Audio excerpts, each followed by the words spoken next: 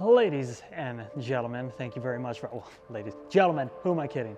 Anyway, we are here in the BMW Norway garage, the collection of toys, most of them beginning with M, like this, the M2 CS, the M440. We've got the M5 competition in all of its red glory. We've got the M135 and a couple 440s, but today we are here for one car in particular, and that is this, the M5 CS. That is correct, the only one in Norway, and we're gonna take it out, shoot it, and of course drive it. Let's go.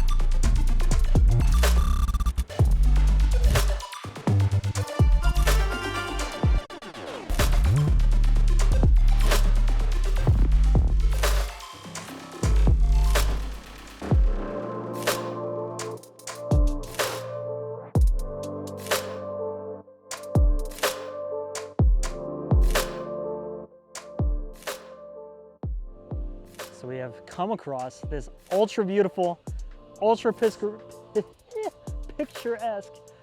I've already ran out of English. It's like not even a minute into the video. Okay, anyway, ultra picturesque, beautiful, sunny location here in Drøbak in Norway, just outside of Oslo.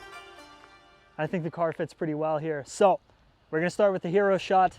We're gonna start with the 50mm. Probably go f6.3, something like that, so we get a lot of detail, because I think the more detail the better. We want to shoot it while the sun is still up. I've strategically parked the car so that it's pointing directly towards the sun, so we have the sun running down the shoulders of the car. So now I'm going to go around 45 degrees from the front, and yeah, try to keep a little bit of context, try to keep the little lighthouse in the photo as well, because it's kind of like submarine fun and cool. I'm going to turn on the headlights, because on all the CS models that BMW makes, the headlights are yellow. Kind of a cool GT kind of vibe, right? A little bit racier of a feel. Since that is unique to the most badass of the badass BMWs, this being the flagship, I think it's important that we have the yellow headlights on. Right about here. And then click.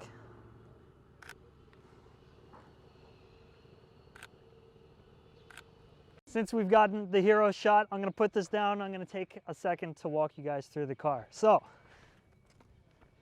ladies and gentlemen, allow me to introduce you to the BMW M5 CS. One extra little step above the M5 competition. Now, as you probably know, I'm a Porsche man.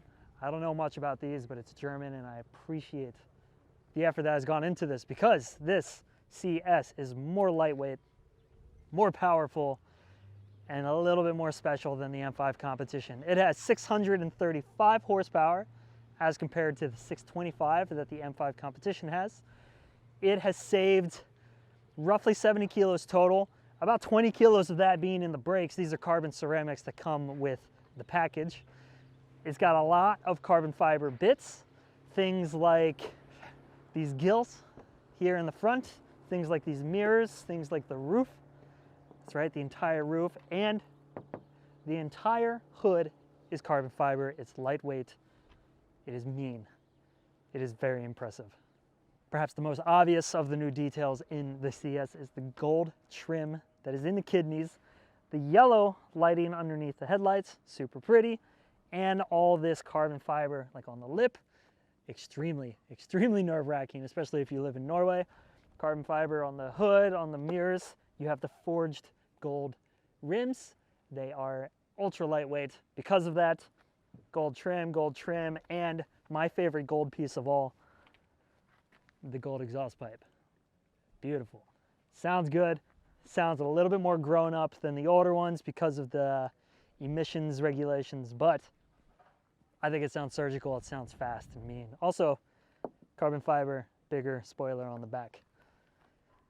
It is a monster, and it is a badass, this car. Oh, and the best detail of all, the seats. This is gonna be hard to show, but the seats in the front are buckets, very special buckets, because they have a lot of holes and they're really fitted, and if you weigh any more than what I weigh, you won't fit. And if that wasn't special enough, it's got bucket seats in the back. How cool is that? That's awesome. So when you're going fast and your seats are keeping you tucked in, your kids can hang out in the back and go fast with you. That's what sports cars are all about. Family.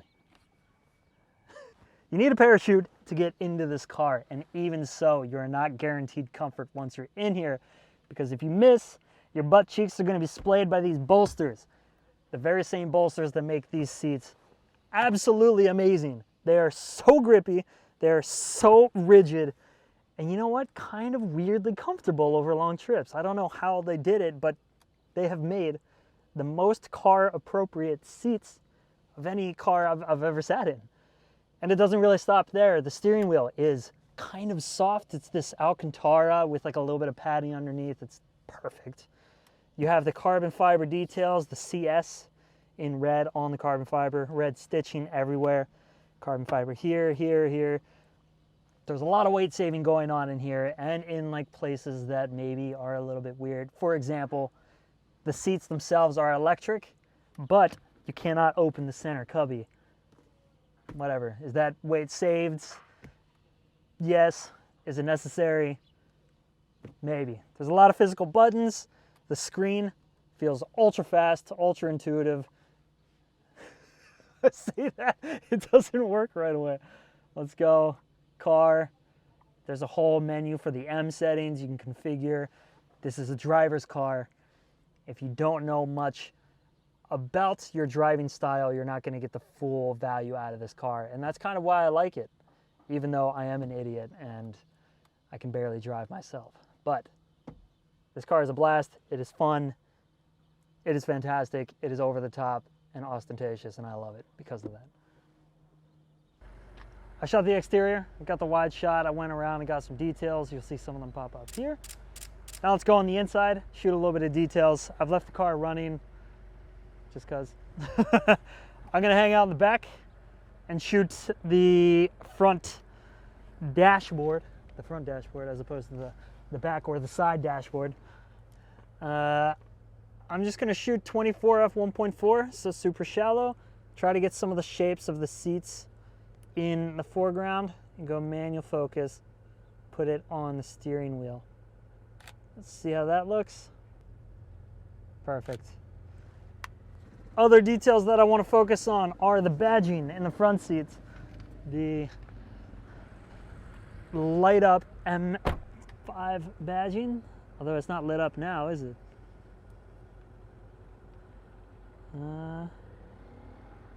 Right about here. Perfect.